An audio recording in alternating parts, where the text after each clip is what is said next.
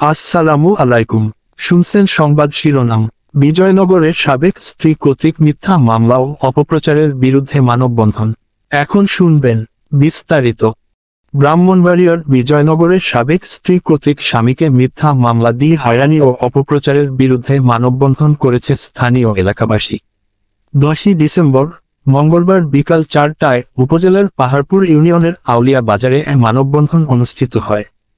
জানা যায়, উপজেলার পাহাড়পুর ইউনিয়নের মাধবেরবাগ গ্রামের বিশিষ্ট অটোরিকশা ব্যবসায়ী নাসির মিয়া প্রায় 20 বছর আগে জাহানারা বেগমকে বিয়ে করেন।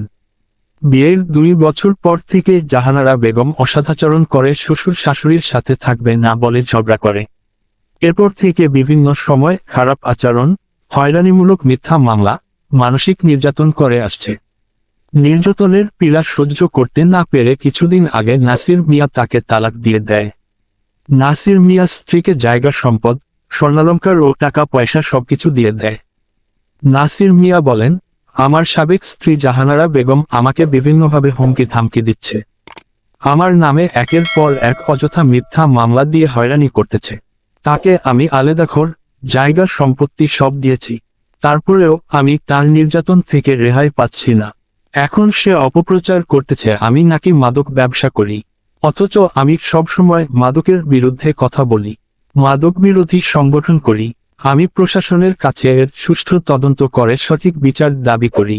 মানববন্ধনে বক্তারা বলেন, নাসির মিয়া খুব ভালো মানুষ। সে 5 ওয়াক্ত নামাজ পড়ে এবং মসজিদ মাদ্রাসায় দান করে। তার বিরুদ্ধে মিথ্যা মামলার তীব্র নিন্দা ও প্রতিবাদ জানায়। তার মতো ভালো মানুষকে মাদক ব্যবসায়ী বলে অপপ্রচার চালাচ্ছে, যা অত্যন্ত নিন্দনীয় কাজ।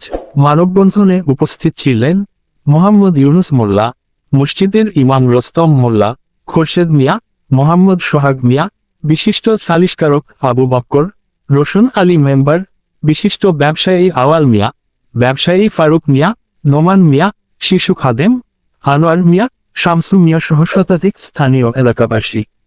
বিশেষ অতিথি হিসেবে উপস্থিত ছিলেন ব্রাহ্মণবাড়িয়া সভাপতি প্রেস ক্লাব জাবেদ রহিম বিজন, অতিথি বিশিষ্ট শিক্ষাবিদ জনাব শামসুজ্জামান আশরাফি।